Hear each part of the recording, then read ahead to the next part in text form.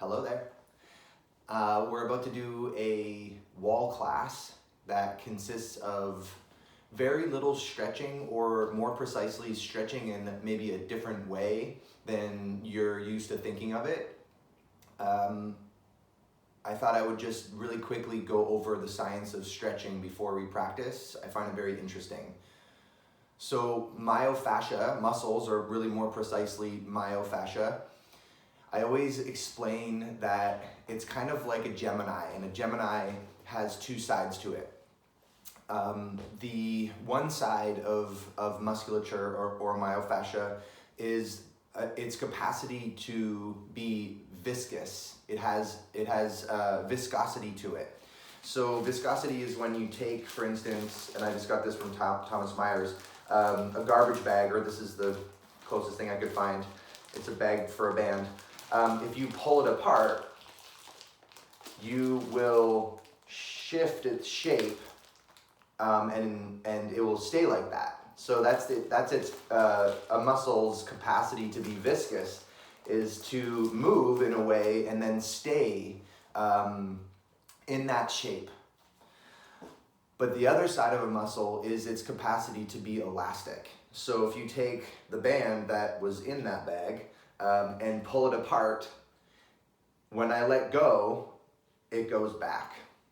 So when you take a well-sequenced yoga class and the teacher progresses you, you'll come into the beginning of the class and you'll feel stiff and not capable of doing certain things, and by the end of the class, if it was sequenced well, maybe you'll be able to do some type of peak posture that you wouldn't have been able to do when you first arrived to the class. And the reason for that is playing into the fact that your muscles have viscosity to them. They can keep on getting longer and longer and longer and longer, and they can stay long for a good while. But then what happens is we live in out of nature. Basically, we're living not in a way that our bodies were evolved to live in. You finish your yoga class, you jump into your car and you sit down, and then you go home and you sit down to eat, and then you watch TV and you sit down into a chair. And what happens is your muscles eventually, because of your neurology, play on their elasticity, and they go back to their original shape, because your nervous system is what sets your musculature. So no matter how much you stretch, you will always go back to your original shape. You spend more time sitting in this culture than you do stretching. So your nervous system is just going to always recalibrate to what it's doing the most. The most time spent is basically what you're going to be stuck with. So if stretching in and of itself doesn't do anything, and that's why I'm sure some of you can relate. It's like, oh, well, why can't I do the splits? And I've been doing yoga for like 15 years. And it's because of what we just said. The muscles will always go back to their neurological tightness. So then it begs the question, how do I make structural, long-lasting change? So that's what this class will work with. If you think of the tissue of my arm, I hope you can see my arm. The muscles here on the inside of my arm, my flexor muscles and the biceps and just the tissue here, it's the strongest in this pretty much this 90-degree kind of mid-range angle. And as I outstretch the arm, the tissue gets weaker and weaker and weaker and weaker and weaker, and it's probably at its weakest when it's in its longest position. It's like a piece of bubble gum that you chew up, and then if you were to pull it apart, it would get weaker and weaker and weaker until it actually pulled in two pieces. And then if I come back to the mid-range, it's surprising actually that you also get weaker as you go into the shorter ranges. So as I close the angle of my arm, this tissue here also gets weaker. So you're weakest at the closed angle or the regressed angle, which I have learned from functional range conditioning, or the progressed angle where all the tissue is very stretched out. So the way that you actually create long-lasting change in the tissue is to build strength and functionality in the long ranges and in the short ranges. So we're gonna barely stretch today, or we're at least going to add some tone to the stretching, and to just, you know, to prep you for it, it's when you play in your end range, and when you work into angles that your body and your neurology are not used to being in, it can be arduous and challenging and downright like horrible and frustrating. So if you feel any of that today, it probably means that you are doing it properly. We'll keep it short. We'll keep it like to half an hour. I always say that and go over, so I apologize if I do. And we'll work on basically our hips and some shoulder stuff, and we'll do it all against the wall.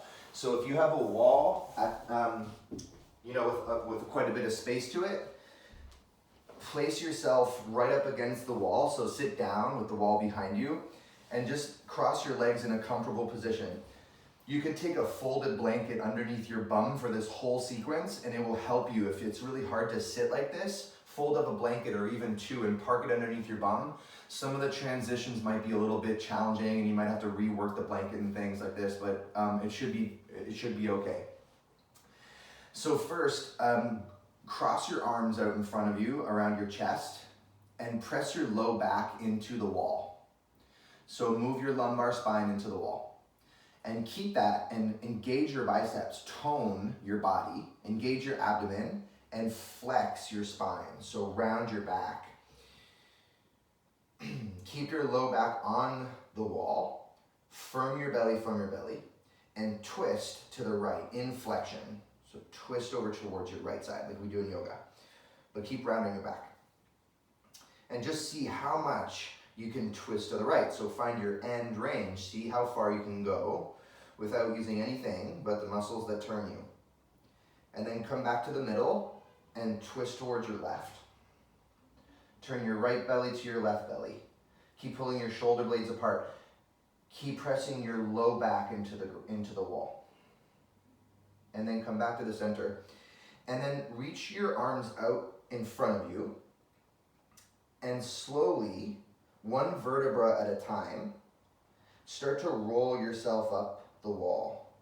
So one vertebra presses into the wall, the other one, the next one, and the next one on top of it, and slowly, eventually, the back of your skull reaches the wall. If you can't get your low back into the wall, that's absolutely fine, but try. Tailbone down, low back into the wall. Now keep that and reach your arms up as high as you can, but don't let your ribs flare out at all. So corset your belly in, move your low ribs down towards the floor, and see where your end range is in shoulder flexion.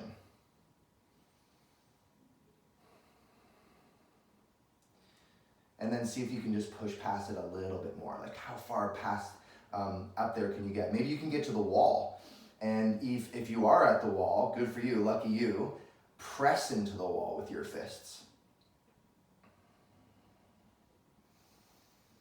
And then take a second. I'm gonna pop a window open. I'm already sweating because I'm in jeans. Dumbass. Okay, so again, the same principle. Low back into the wall. Bring your arms out into a cactus position this time. Corset your ribs in. You can make a fist out of your hands if you want to.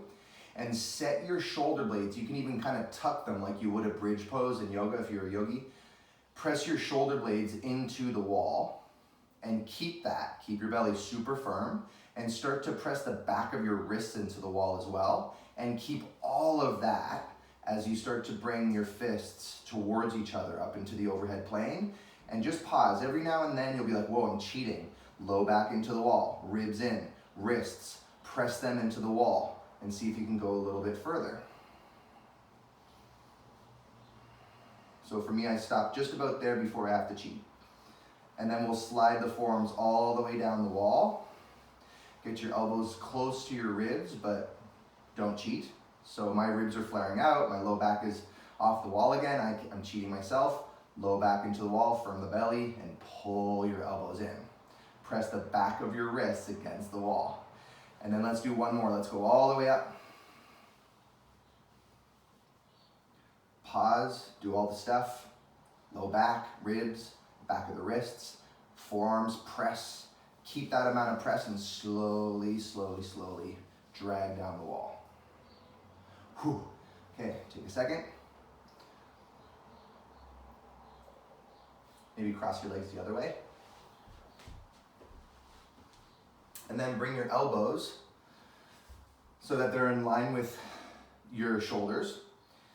And again, low back into the wall, mid ribs into the wall, press your elbows into the wall, shoulder blades, tuck them onto the wall. And keep that, don't move anything, but start to lever your forearms towards the floor, and they'll eventually start to go towards the wall. And notice that your shoulders want to come off the wall, like you'll try and round your scapula off the wall. Keep your scapula flat on the wall and see where you can go. Find your end range. So this is called internal rotation. You can see for me, I don't know if you're looking, but I don't have a lot, and I have more in my left shoulder than my right. Just notice maybe what's going on with your body. Low back into the wall, mid ribs into the wall. Press your shoulder blades into the wall and see if you can push past where you think you can go. And then externally rotate your arms. So come back up, which will be an easier gig.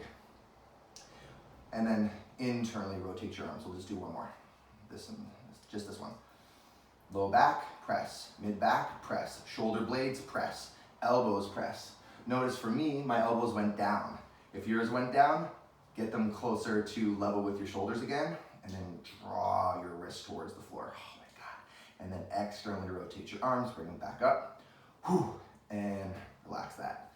That is awful. Bring your legs out in front of you and take your fingertips down onto the ground. Plug your head, your shoulders, your back into the wall, and lift your right leg up as high as it can go. I always say that with your end range, you want to find your end range. So go up where you think you have to stop and see if you can push past that just a little bit. For 10, 9, 8, 7, 6, 5, 4, 3, 2, 1. Shaking is good. I'm shaking like crazy. Sweating profusely already. If you are, great, good for you. Thanks for the effort. Lift your left leg up. Push your fingers into the floor, press your back into the wall, press your head into the wall, and lift your left leg up as high as it goes. And then go a little past where you think you can, and we'll do it for 10, 9, 8, 7, 6, 5, 4, 3, 2, 1. Bring her down. Okay. Turn your right leg into external rotation. So even take your hands, and actually I'm gonna mirror you. Turn your right leg off to the right, and take your hands and grab your inner thigh and physically turn it off to the right. So that would be a passive input for your leg, for your hip. We do a lot of that in yoga. We grab something, we put it into a position. So take your hands and put your leg into external rotation. That's you using your hands to do the work of the leg. Now try and keep the leg where it is and let go of it with your hands and work it on its own. So turn your inner right thigh to the right. And then lift your leg up. So that's flexion and adduction. So lift your right leg up. Sorry, I switched. I'm gonna mirror you from now on. I think it's easier to see. So lift, lift, lift, and hold it for 10, 9, 8, 7, 6, 5, 4, 3, 2, 1, bring it down. And then lift your right leg up, your left leg up, and externally rotate the leg. And lift it up and hold it for 10, 9, 8, 7, 6, 5, 4, 3, 2, 1. Bring it down. Okay, so add on. Turn your right leg up to the right. Lift it up as high as you can. Bend it and place the outside of your right foot as close to your groin as you can without using your hands. So you've put your right leg into a half Baddha Konasana, or a half butterfly. Turn your left leg to the left. Lift your left leg up. Lift it up as high as you can, bend the knee, and place your feet together, hopefully, without using your hands. Don't cheat. So you've come into a full butterfly. And then you can always reposition yourself. I kind of slipped off the wall. Let's go back and forth. So actually, let's do this. Lift your right leg up, hover it, and just bring it out to the right a little bit. So now you've situated your leg into what's called a half bear. And then lift your left leg up. Hold it, hover it, hover it, hover it. Bring it just a little bit off to the right, and then you have a full bear seat. Let's go between those two things. So lift your right leg up, hover it, bring it into a Baddha Konasana shape or a butterfly shape. Lift your left leg up, hover it, hold it, just use the leg, place your feet together into a full butterfly. Let's do it one more time. Lift your outer right foot off the floor, lift it up, lift it up, lift it up, and place it off to the side. Lift your outer left foot up, hover it, hover it, hover it, and bring it off to the side. So now we've got this bear situation. Okay, take your left hand, fingertips maybe in between your two legs, and start to do some fancy footwork. You're gonna bring your inner left knee all the way down towards the ground and turn your body towards your right. And then just shimmy it so that your outer right shoulder is against the wall.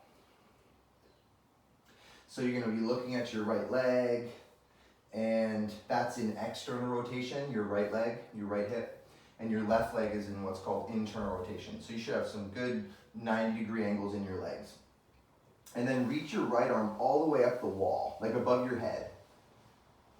And then have your palm flip onto the wall and slip your arm all the way back behind you. So your right arm's back behind you. Take your left fingertips onto the wall and start to push your right palm into the wall. So remember the beginning of this whole thing, I said that we have to strengthen musculature or myofascia in a long position and in a short position. So your whole right inner arm, just like the analogy, the whole bending of the arm thing, where you're weak, where you're strong, your whole right arm, the inside, the bicep, the flexors, is on stretch. So we're currently stretching that tissue, but we know that stretching in and of itself doesn't do much. So we got to strengthen it. The way that we would strengthen the tissue is by pressing the hand into the wall. And also think of moving your outer front right shoulder away from the wall. And even externally rotate your arm. So start to press into the wall. Press a little harder, and just feel that you're gonna get stronger in these long positions. You're telling your nervous system, oh, okay, it's cool. I've got this. I'm strong in this long position. Okay, cool. I can play here. I can set my neurology to be open in this position here. So press a little harder. Okay, then do this. For me, I have to let my arms sneak up the wall a little bit. And then I actually slip my left hand a little closer to me. Keep the general position of your right shoulder. Don't let it come off the wall, closer to the wall at all. And lift your right palm off the wall. And then bring it down. It's hard. Lift your right palm off the wall. And then bring it down. Do it a few more times. Lift, float the palm, and then bring it back down. 2 more. Up, float, and if you're not getting any float, that's okay. You're still building tissue. You'll still feel a big contraction on the back of your shoulder, I'm sure. Last one. Lift your palm, and bring it back down. Okay, and then slip the arm all the way back up the wall, and place your fingers on either side of your right leg. Now you'll probably have to lean back for this a little bit, but try not to. You're gonna try and keep your right shin horizontal to the ground. Good luck. And lift the leg right up off the ground. You can push your shoulder into the wall. You can push your other leg into the floor and try and lift your ankle as high as your knee. So you're doing active adduction of your right leg. Lift it up, lift it up, lift it up. Try and make the knee the low part, the ankle the high part, and then bring it down. Okay, and then let's focus on the left leg. Move your tailbone down first. Engage your belly. Lean forward just a little bit so that you can hover the inside of your left ankle off the ground. So that's internal rotation of your left leg actively. You should feel a yummy contraction on the outside of your left hip. The tissues that internally rotate the leg. And you're very close to your end range, so you should barely be able to lift it. And know that that's where you're gonna get strong, is where you're weak, where you don't have functionality. So if it sucks, if you keep doing this, it won't suck as much next time you do it. Let's hold it for another 5 seconds. Move your tailbone down. Push your knee into the ground and see if you can get any further. Like you had a weight on the outside of your left ankle. Go up, go up, go up, and then bring it down. Now bring your chest up towards the ceiling. So almost do an extension in the spine. Well, do extension in the spine. Do a little back bend. And then push your left inner ankle onto the ground and lift the knee right up off the ground. So lift your inner left knee off the floor. And lift your heart up. Find a back bend. Lift it up as much as you can. What I like to do for extra brownie points is take my left hand, place it on the outside of the knee, and press the knee up into the palm. And press the palm down into the knee, vice versa. There's no actual movement, but there's definitely action. So press down with the palm, press up with the knee, work, work, work, W-E-R-K, work, and then bring the leg down. Good, take your fingertips back behind your hips, turn your chest towards, away from the wall, and then start to lift your inner left knee up, nice and slow, controlled, and come back to the bear seat. And then take your right fingertips in between your legs and slowly do some fancy footwork. So you spin on the outside of your left foot, the inside of your right foot, and you turn everything over towards the right. So you find a 90-90 position in your legs. So your left shoulder, your outer shoulder is kind of hugged right up against the wall. And then reach your left arm all the way up towards the ceiling. Flip your palm on the wall. Start to slip your arm all the way back behind you so you get this yummy pec stretch. So we do this one on the floor a lot. Take your right fingertips down onto the wall. And then again, to strengthen the tissue in a long position, push your left hand into the wall. Move your front left shoulder away from the wall. And notice if your ribs are ducking out like mine are, if you're just like a back bender, bring the ribs in a bit. Move your tailbone down a bit and you'll feel it in your arm. And then remember to increase a little bit the pressure of your palm against the wall. Press a little harder still within reason. Toning the musculature on the inside of the arm at the same time as it stretches. Maybe press a little harder.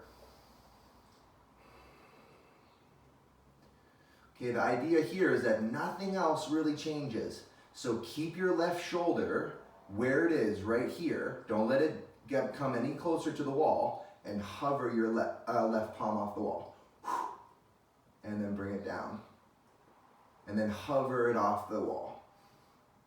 And then bring it down. Let's do 5 more. 1, off, down.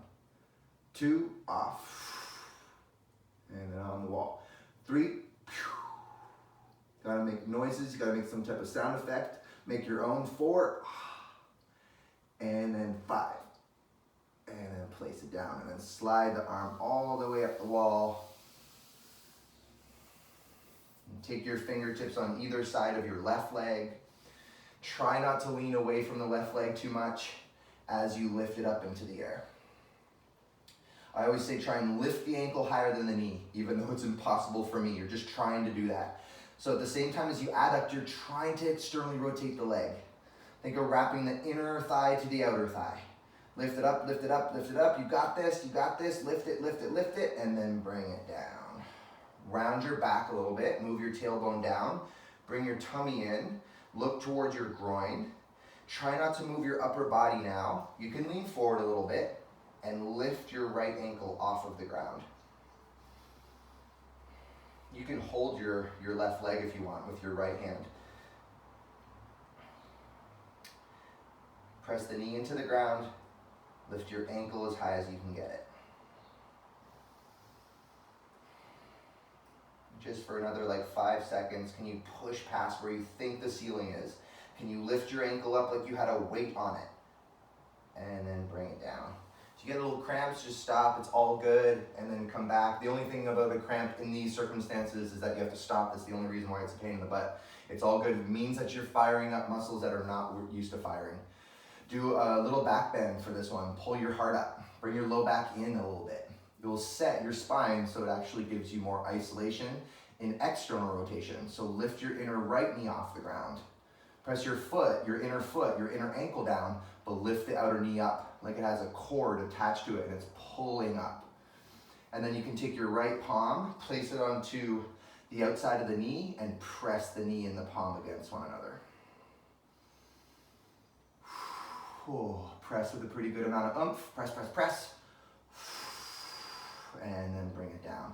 Take your 10 fingertips back behind you, turn your chest away from the wall, and slowly, with control, start to bring yourself back into the bear seat.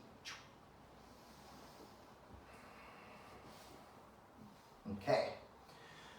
Widen your knees as far off to the side as you can. So take your hands, it's a good piece of feedback. Take your palms, place them on the outside of your knees, and start to press the outside of your knees into your palms and vice versa. So do a good amount of abduction.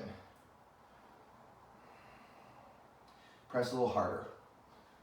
Widen your knees as much as you can, like you're getting paid extra boku bucks to get wider and wider and wider. So you're stretching your inner legs and you're contracting your outer legs. Now keep the general position, but take your elbows on the inside of your knees and take your hands and grab the inside of your shins. Now widen your elbows a little bit so your knees go even wider.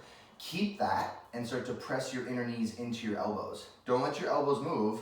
They're too strong. They're like stable and unmoving, but your knees are pressing into your elbows. So now you're stretching the tissue on the inside of the leg in a stretch position. Press a little harder, press a little harder still. Press, press, press, press, press, press, press, and then release it. Take your left fingertips in between your legs and do some fancy footwork. Slowly start to come into a 90-90 position. So this time, take your right arm out in front of you, and then bend your elbow so your forearm is horizontal to your body. Take your left hand and place it on top of your forearm, right where your wristwatch would be, and press your outer right shoulder pretty strongly into the floor so you set it, and start to move your forearm towards the wall with the strength of the top hand. Don't overdo it, but press in a little bit. And notice if your arm is stretching out in front of you, so the elbow's actually extending. Bend the elbow a little bit more than 90 degrees towards you so that you know that you're not giving yourself the false impression of going deeper than you actually are. And then while you're here, don't let the top hand move, but push the back of your wrist, the back of your forearm, against your palm. So now you're stretching the posterior capsule of the shoulder, but at the same time you're putting resistance into it, so you're actually building strength in the tissue. So it's stretching and contracting at the same time. Press a little harder, press a little harder, press a little harder. Press, press, press. And then start to let the forearm win, but just barely. So keep the palm on the forearm, I'm shaking like crazy, and press your forearm all the way up, almost to the wall. Keep pressing, wrist into palm, palm into wrist, and then start to let the hand win. So press down, but keep resisting the forearm up. Keep resisting the forearm up. Keep resisting the forearm up, but slowly let the palm win, so you go into internal rotation. Let's do it one more time. Push the wrist back into the hand. Let the forearm win, but barely, so there's tension the whole way through. And then relax that for a second. Reach your arm all the way up towards the ceiling again. Reach your arm back behind you again. Take your left fingertips, on the wall. Bend your right elbow into a cactus position. Hopefully you don't have a brick wall or something. Watch your elbow. Bring your ribs in. Press your right elbow into the wall and hover your right wrist off the wall. So now you're working external rotation. And remember, you're trying to find the ceiling. So it's like, okay, my wrist can't go any further than that. And where the magic happens is pressing a little bit past where you think you need to stop. Let's do 5. Bring the wrist against the wall again. Bring the wrist as far away from the wall as you can. Remember, push past the ceiling every time. That's where the magic is. And bring it down. 4 more. Bring your forearm away from the wall. Think of wrapping your bicep to your tricep. And then bring it back. 3 more. Take your palm away from the wall. Bring your palm on the wall. 2 more. 1, Push past the boundary, palm on the wall, and last one. And then bring the palm on the wall. Reach your arm all the way up towards the ceiling, circle it all the way out in front of you, and take your fingers on either side of your left leg. Okay, a little different. This time we'll take the left hand and grab the heel, the right heel, and lift the leg up. For me, I have to lean back a little bit for that. That's your passive range. You could even kind of move the leg around a little bit, up and down, pump it, bring it in, whatever you want. Play with that a little bit and just see, okay, that's where I can go with the help of my hand. And then bring your heel up as high as it goes. That's your passive range. That's your end range when it's passive. Now we're gonna eventually let go of the foot. So we wanna give ourselves a fighting chance of holding it where it is. So let's ease off a little bit and let the heel go down a little bit. Now what's the tissue that you would have to hold on to and engage to keep the foot right where it is? So let's do this thing. 1, 2, try and keep the foot exactly where it is. 3, let go of your foot and hold it there. And then play with these little pulses of the leg. Just lift the ankle up, up, up, up. 10, 9, 8, 7, 6, 5, 4, 3, 2, 1, and bring the leg down. Okay, round your back a little bit. Lean forward a smidge. Lift your inner left ankle off the ground. Now you can take your hands on your right leg. So your hand goes on your knee and your heel. Now look at your left leg, keep the ankle floating, and lift your leg up off the ground. I just had to lean way forward. That's okay, lean way forward, do what you gotta do. So try and make it so that your leg is horizontal to the ground, the shin, and then straighten the leg out in front of you, away from the wall. And then bend the knee back to the 90-degree angle. So we're floating it, the ankle, keep it high, keep it high, keep it high, and then slowly stretch it out in front of you. And then bend it, try and keep it horizontal to the floor. One more time, and stretch the leg straight. Bend it, and then place it down. Okay, take your fingertips all back behind your hips. We're gonna work on the transition of this, because there's so much magic in the transition, just like always, just like in yoga. So with your right shin, press down into the floor, like you had a tennis ball outside of your right knee, and keep that. Do not change your right shin. It's gonna stay on the floor.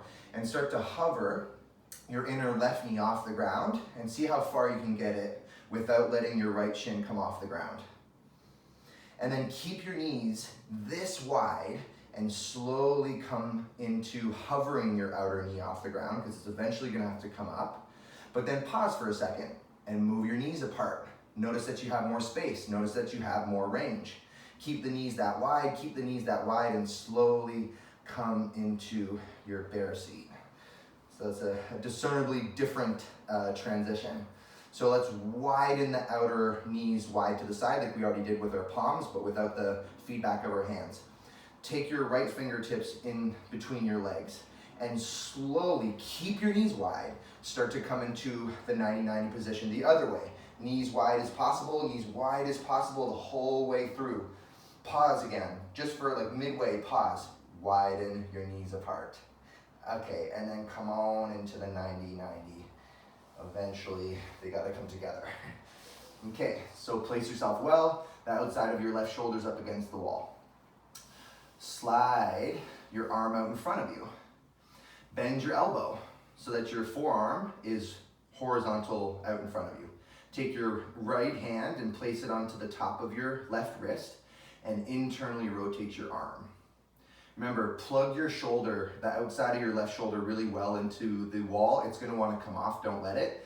And then start to give yourself a little bit more oomph. So press down, but pretty much just let the top hand be a weight. It's just, that will probably be enough for most of us. So that's your passive end range. That's you using your top hand to put your arm in your shoulder, your glenohumeral joint, into internal rotation. But now we want to have functionality and we want to build strength in that range. So push the back of your wrist up into your palm. Press a little harder. Press a little harder still. And you just press to the point where you're like, okay, this is safe, this is strength building, I feel like something's going on, it might feel foreign, there's no pain, definitely no pain, and stay where you want to. In FRC, they say that the safest, greatest effort. We're not really going there today. We're not counting, and we're not doing this for long periods of time, but you could. Press a little harder, press a little harder. Now let's do the resistance thing. So start to let the forearm win. So the forearm starts to pendulum swing up towards the wall. Just barely wins. And then keep the resistance and let the hand win. So press down with the hand so much that it starts to bring the forearm down. But keep resisting up with your forearm, keep resisting up with your forearm, keep resisting up with your forearm, and then let the forearm win. One more time. Up, up, up, up, oh, ha. That's the hardest thing we've done so far for me anyway. Reach your arm up towards the ceiling, your left arm. Slip it all the way back behind you and do that pec stretch thing. Take your right fingertips down onto the wall and then bend your left elbow. Bring the belly in a little bit so you don't just back bend. You'll get more out of it. It's not that it's right or wrong, it's just you'll get more out of the shoulder. Bring the right shoulder head away from the wall. Keep that, try and be statuesque, unmoving. Don't move much at all. Just lift your left wrist off the wall. I have so much more room on this side. And then bring it to the wall. And then bring it off. And remember, let's pause for this one for a second. Go past where you think you can go. And notice if you're going there by just letting, like let's all do that for a second, just as a little test. Let your ribs just flare out, like do a back bend. And notice you can get your arm way off the wall. Now, do the opposite of that and bring your ribs in, move your tail down, firm your belly, and notice that you have less range, but you have more contraction probably. You're using the musculature that we're trying to isolate better. Let's do 5. Take your wrist off the wall, bring it back on the wall. Take your wrist off the wall, bring it back. 3 more. 1, find your end range, back on the wall. 2, push past the boundary where you think you are stuck, go past it, and then bring it back onto the wall. 1 more time, bring your wrist away from the wall, and then land it on the wall. And then slide the arm all the way up, circle it all the way up in front of you, keep facing the left. Now we're gonna take our right hand and grab the left heel, lift the leg up, try and lean back minimally, and again, you can kind of circle it or lift it, pump it, move it around, and just see how, you know, it's a joy to move your leg with the help of your hand. It's no problemo for a lot of us. And then look at your shin, lift your ankle up as high as you can. Notice where your end range is on this side. It's good to know. Maybe there's a difference between your other leg and this one. And then because we're going to eventually hold it actively, let's give ourselves a fighting chance and let the ankle go down a little bit. And then hold and release. And then do little pumps, little pulses. Up, up, up. 10, 9, 8, 7, 6, 5, 4, 3, 2, 1. And bring the leg down. Round your back a little bit. Move your tailbone down and in, firm your belly. Internally rotate your left hip. So lift your ankle off of the ground. Now lean forward enough, you can totally twist to the right a little bit if you need to, and push up against the wall with your body. Bring yourself into a position where you can lift your shin so it's horizontal to the ground. Now try not to bring your knee in towards the other foot. Keep your knee right where it is and straighten your leg. Then bend it. Horizontal your shin with the floor. Look at your knee. It doesn't move towards you at all. It just stays right there as you straighten the leg. Bend it. One more time. One more time. Straighten your leg. Bend it and then place it down. And then take your fingertips behind your hips. Push into your outer left shin very strongly. Remember, imagine you had something as feedback underneath your left knee and you're squishing it like a tennis ball or something. And then pull your inner right knee away from the floor as far as it goes. And then pause for a second. Can you still press harder into your left shin? Can you get your knee, your right knee, your floating knee wider to the side? And then eventually the leg goes so far to the right that the left knee starts to float off the floor. But then pause for a second and pull your inner thighs really wide and notice that you have more space. And keep that space as you slowly come on back into a bear seat. Okay, so we just did a sequence that has a lot of stuff, but a lot of it had us in hip flexion. So let's finish, almost finish. Let's finish with an active hip extension, and we'll use the wall. So if you turn around the other way and bring your knees, walk them right up against the wall, and take your hands on your hips and press your knees into the floor. Press your feet, actually, more your feet, your shins, your ankles, press them into the floor. Move your tailbone down with your own hands. So take your thumbs and smush your booty down, and then firm your belly and start to lean back away from the wall. Now, don't back bend. So it's not a camel pose. You're actually catting your spine. You're rounding the back on purpose. Push your feet harder into the ground. Move your tailbone further down. Scoop your pubis forward. Bring your belly in, corset your abdomen, and lean back even further. Now stay back here and tuck your tailbone and release your tailbone. Tuck your tailbone and release your tailbone. Tuck your tailbone and release. Let's do 10. 10, release. 9, release. 8, release. 7, 6, 5, 4, 3, 2, 1. Pause it, and lean even further back. Lean back, lean back, lean back, and then come on back up.